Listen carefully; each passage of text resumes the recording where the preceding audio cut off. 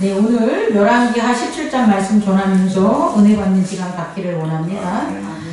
사실 여러 가지 말씀 전하려는 것들이 있었는데 우리 장로님 그 기도를 듣고 또 갑자기 이렇게 떠오르는 영감 주신 게 있기 때문에 말씀을 좀 드리면서 말씀 전하는 시간 가졌으면 합니다. 우리가 왜 이곳에 왔을까? 그 질문은 두 가지로 좀 구분을 해 봐야 돼요. 첫째는 뭐냐면, 우리가 이곳에 온 게 아니라, 우리가 이곳으로 쫓겨난 겁니다. 이곳으로 쫓겨난 거예요. 우리가 온 게 아니고, 그 쫓겨났다는 의미는 뭐냐면, 에덴 동산에서 죄가 있기 때문에 어떻게 되는 거예요? 쫓겨난 거잖아요. 에덴 동산에서 죄가 없었으면 아담이 왜, 그렇게 됐겠습니까? 근데 아담이 불순종함으로 말미암아 에덴 동산에서 쫓겨나게 되는 거예요. 근데 이걸 꼭 알아둬야 돼요. 아담이 죄 때문에 쫓겨났지만 아담을 향한 하나님의 언약은 변하지 않습니다. 이게 무슨 말이냐면 하나님의 자녀를 창조할 때에 하나님이 말씀하신 언약이 있지 않겠습니까? 뭐 우리가 특별하게 성경에서 찾는다면 번성하라라는 그것, 그 번성하라는 게 땅과 바다에 번성하라는 그 의미는 결국은 하나님과 함께 하자라는 언약인 거예요. 그러니까 아담이 죄를 졌다고 하나님의 언약이 변경되지 않습니다. 왜냐하면 하나님은 온전하시니까. 그런데 하나님의 언약으로 아담을 만들었기 때문에 죄가 있으면 쫓겨나는 거고 의가 있으면 불러들이는 거라는 거예요. 만약에 하나님이 자기 뜻대로 자기 기분대로 자기의 뭐 감정대로 즐거움과 유희대로 편익대로 인간을 만들었다면 인간은 굳이 지금까지 지속될 이유가 없다고 봅니다. 그런데 하나님이 그의 자녀를 언약으로 만들었기 때문에 하나님과 함께함에 죄를 져서 쫓김을 당한 거고 그 죄에서 다시금 회개하고 그리스도의 의로 처음 하나님이 아담을 만들었을 때의 그 의지 작용과 몸의 쓰임을 회복한다면 하나님의 자녀는 다시금 하나님과 함께하는 에덴 동산인 새하늘과 새 땅으로 다시금 부름을 받는다는 거죠. 이 요체가 우리가 이 땅에 온 이유라는 거예요. 그러니까 내가 어떤 것을 해서 온 게 아니라 이 원리 때문에 우리는 이 세상에 육체의 몸, 이기적인 의지가 작용하는 에고의 죄를 가지고 이 땅에 온 겁니다. 다시 말해 그렇게 온 거고 여기서 살 수밖에 없는 이유는 죄 때문이라는 거예요. 그래서 여기서 벗어날 수 있는 길, 다시 말해 하나님과 함께 하는 길은 하나님의 언약에서 얘기했듯이 이 죄에서부터 뭐 하는 거다? 떠나는 거다. 그 떠나는 노력을 또 해야 된다는 거예요. 그럼 결국 우리가 이 땅으로 온 이유는 죄 때문이고 이 땅을 떠나야 될 것은 의 때문이라는 거죠. 다시 말해 하나님의 언약 때문에 우린 이곳에 있다는 것을 장로님이 좀 다시금 아는 또 그걸로 위로를 받는 시간 되기를 원합니다. 오늘 열왕기하 17장을 보면 바로 이 일이 이제 일어나는 거예요. 이게 무슨 소리냐면 아담에게 준 언약이 깨져서 아담이 어떻게 된 거예요? 추방당했잖아요. 이후에 하나님은 아담에게 제단과 율법을 주시는 거예요. 그러니까 우리가 창세기를 봤을 때 율법이 구체적으로 기록되지 않을 뿐이지 율법이 없다 할 수 없는 거예요. 다시 말해 죄로 말미암아 추방당한 자가 다시금 하나님을 깨닫고 하나님의 백성으로 거듭나기 위해서는 반드시 뭐가 필요하다? 제단과 율법이 필요한 거죠. 제단과 율법을 아브라함이 아니라 아담에게 줬고 아담의 자녀들인 아벨과 가인이 그걸 또 받아들였는데 그 중에 제단을 포기한 게 누가 되냐면 가인이 되는 거예요. 그리고 아벨은 제단과 함께 율법, 다시 말해 하나님의 명령을 순종하면서 살았다는 거죠. 자 우리 한번 봅시다. 가인이 재단을 하나님이 받지 않는 이유는 가인이 잘못한 게 있었던 거예요. 그랬을 때 하나님이 가인에게 너 그렇게 하지 마, 죄 짓지 마 라고 한 건 하나님의 명령으로, 율법으로 가인이 그 죄에서 벗어나서 거룩한 재단을 드리기를 원했기 때문에 가르쳐 준 거예요. 근데 가인은 율법을 어겨, 하나님의 명령을 듣지 않고 어기고 재단까지 또 어떻게 되는 거예요? 물론 재단을 먼저 거룩하지 못했기 때문에 율법도 순종하지 못하는 이 과정에서 가인은 이제 더 다른 곳으로 에덴에서 추방당한 죄의 세계에서 다시금 추방당한 더 죄의 세계로 추방당하는 거예요. 그래서 가인이 나를 제발 그런 짐승의 세계로 보내지 말라고 하나님에게 애원할 때 하나님이 내가 네게 표를 주리라. 그래서 너를 해한 자는 7배의 벌을 받으리라 그러면서 보낸 거예요. 근데 그렇게 보낼 수밖에 없는 게 가인이 뭘 했기 때문에 재단의 범죄를 하고 율법의 범죄를 했기 때문에 추방당할 수밖에 없는 거예요. 그런데 아벨은 지켰죠. 형으로부터 율법을 지키려고 형으로부터 대항하자고 하나님의 말씀을 지킴으로 아벨이 죽임을 당한 거잖아요. 형처럼 자기도 자기 목숨을 구하려고 하나님의 율법을 안 지켰다면 아벨 또한 율법에 벗어나고 그 벗어나서 드리는 제단은 하나님이 받지 않았겠죠. 그런데 아벨은 자기가 희생해서 형한테 죽임을 당하는지 알면도 불구하고 제 생각에는 형이 들판으로 나오라 그럴 때 나갔던 거예요. 그러나 하나님에게 순종하고 형과의 율법을 지키기 위해서. 근데 거기서 뭐 있다? 죽임밖에 없었다. 근데 그 아벨의 죽음으로 어떻게 되냐? 그 땅이 저주를 받게 되는 일들이 벌어지게 되는 거죠. 제가 여러분에게 얘기한 것은 하나님의 원리는 이 원리가 변하지 않았다는 거예요. 제단과 율법이. 그리고 아담이 끝나는 그 세대에 있어서는 하나님의 율법과 제단이 모두가 다 지켜지지 않아서 버림받은 바 된 세계가 바로 아브라함의 세대가 되는 거예요. 그 가운데 아브라함에게 하나님이 뭘 준 거예요? 새로운 제단을 주고 그리고 하나님의 명령인 율법, 언약인 가나안 땅을 가라는 율법을 준 거예요. 그런데 오늘 그렇게 아브라함의 제단과 율법으로 이스라엘이 언약이 성취됐는데 그 성취된 게 파기된 게 오늘 열왕기하 17장에 있다라는 거예요.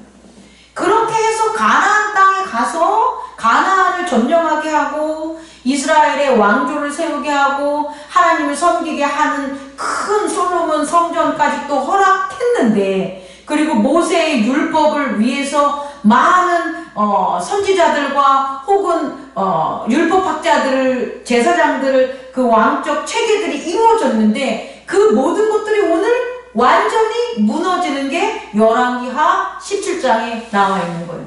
그래서 어떤 일이 벌어지냐? 아수르의 침범을 당하는 거죠. 그리고 여기서는 기록되어 있지 않지만 아수르의 문화적 종이 됐다는 걸 우리는 알 수가 있어요.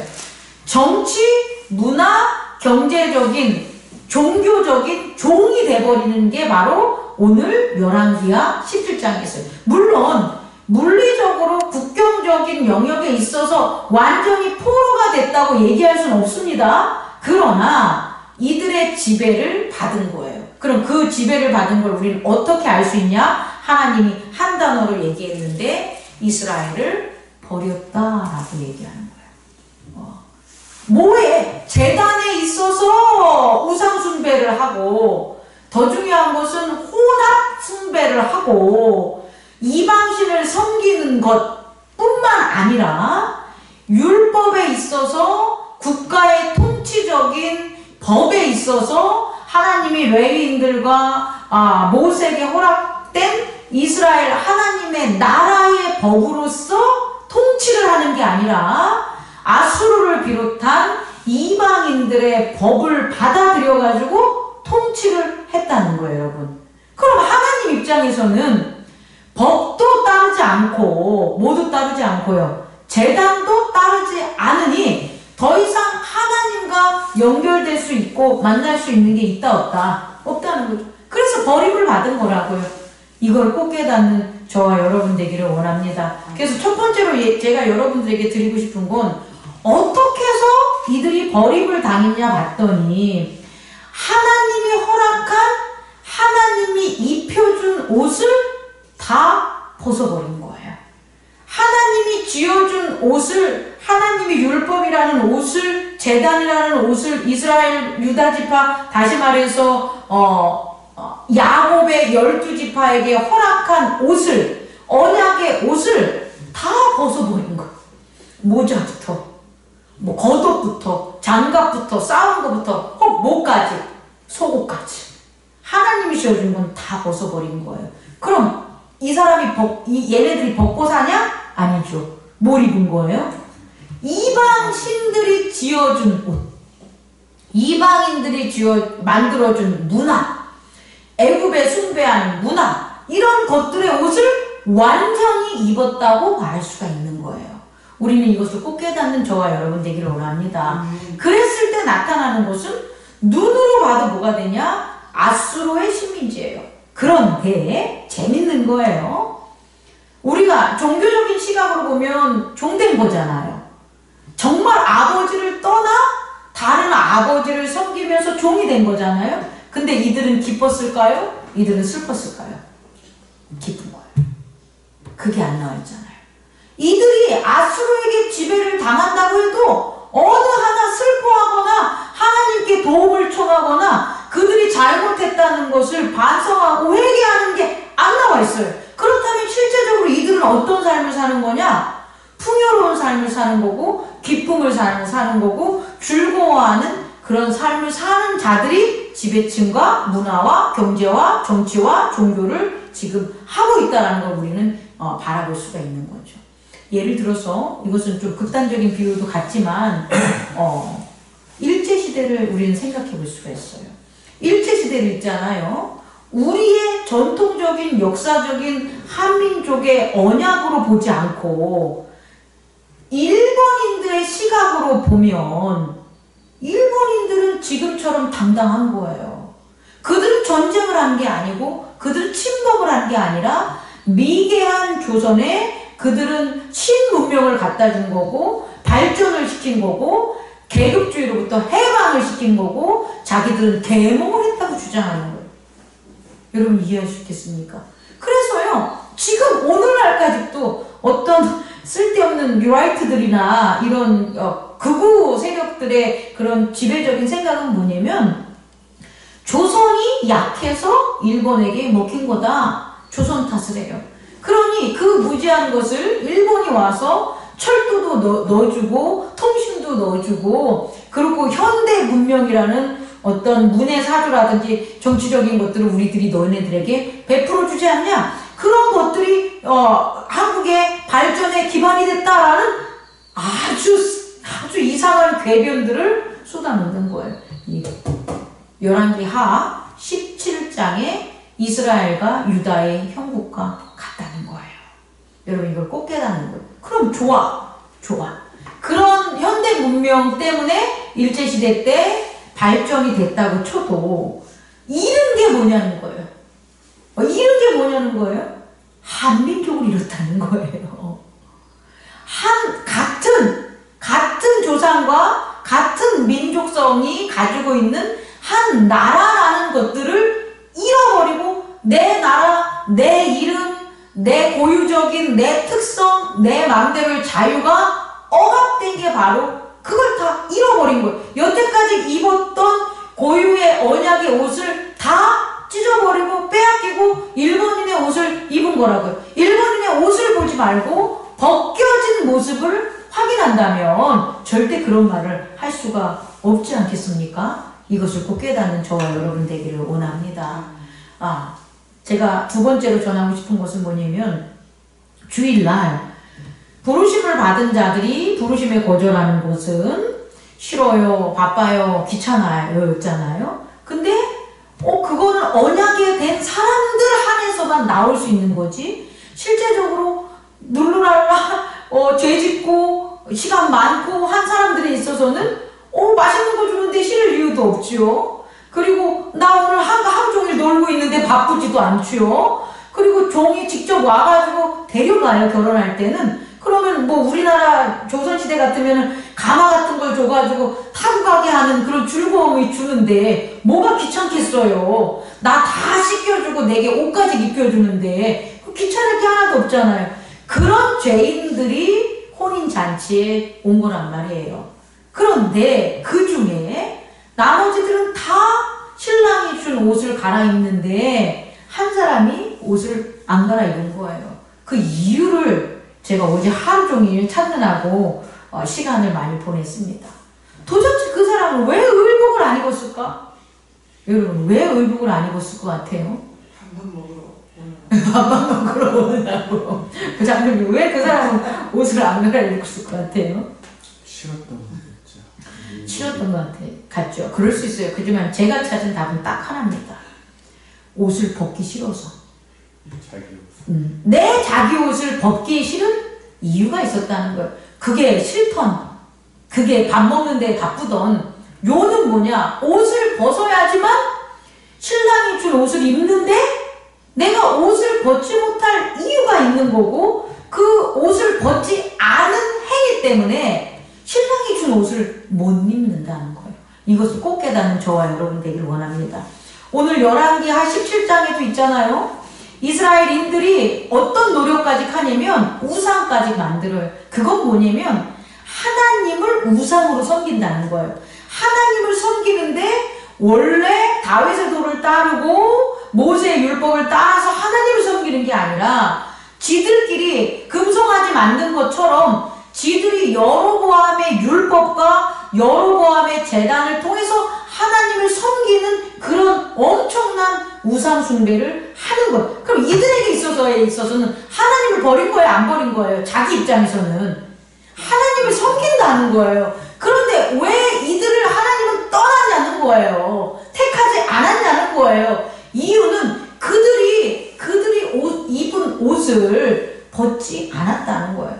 덕지덕지 자기가 자기 옷에 하나님 옷을 입고 하나님이 주신 옷을 입고 거기에 이방신이 준 옷을 입고 거기에 재로 만든 옷을 입고 그러니 그게 얼마나 좋게 말하면 치장치장한 빛난 액세서리 같겠습니까? 그런데 하나님 입장에서 봤을 때는 완전 누더기 아니겠습니까? 그 누더기의 옷을 입고 혼인잔치에 있는 거라고요.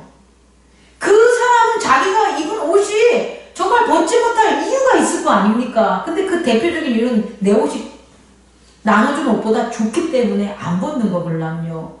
자기는 이게 더 화려해서 내가 보이기 위해서 그 옷을 안 벗은 거죠. 그런데 그게 자 좀 보세요. 혼인잔치를 망치는 유일한 행위예요. 혼인잔치를 망치는 게 뭐겠습니까? 준비된 신랑 측과 준비된 자들의 옷과 하나가 되지 않는 게 그 결혼식을 망치는 거예요. 그래서 하나님은 그냥 그 주인은 너 그냥 돌아가 이렇게 하지 않고 오히려 감옥이나 어두운 데에 가다 놓고 반성하고 벌을 주는 일이 벌어진 거죠. 그건 뭐냐? 너 때문에 뭐 한다? 망쳤어. 장치 망쳤어. 망칠 것 같아. 네가 지금 장치 망치러 온 거지? 라는 거예요. 그러니까 우리에게 있어서 부름받은 자가 택함을 받아야 되는 이유가 뭐냐면 내 옷을 벗어야 되는 거예요. 내 옷을 벗고 그리스도의 옷을 입어야 되는데 이걸 안 하면 단순히 내가 잘못한 게 아니라 누구의 구원의 잔치를 막는 거냐? 예수 그리스도의 혼인잔치를 막는 거예요. 그래서 부름을 받았을 때 노한 것보다 훨씬 더 큰 형벌을 즉시적으로 받게 되는 거예요. 우리 믿는 사람들은 이것을 꼭 깨닫는 저와 여러분 되기를 원합니다. 우리 교회에 모인 사람들이 원수가 돼서 교회에 오기 전보다 형국이 더 안 좋아지는 이유는 내 의복을 모았을 때 벗지 않았어. 예수의 옷을 입어야 되는데 그리스도의 옷을 입지 않고 내 옷을 입고 예배를 드리고 내 옷을 입고 율법을 따랐을 때 그 하나님의 나라를 망치는 것이라고 깨닫는 저와 여러분 되기를 원합니다. 그때 뭐한다? 버림당한다. 하나님은 버립니다. 더 이상 안 씁니다. 그 그게 어디까지 오냐? 예수 초림까지 오는 거예요.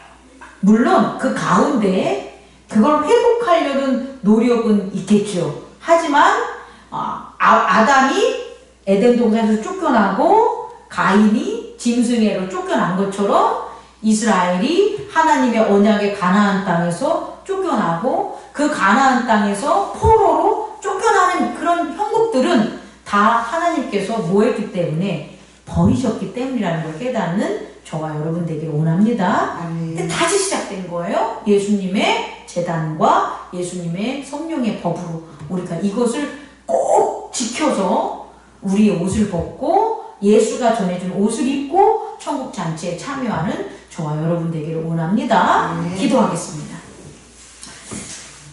사랑이 많은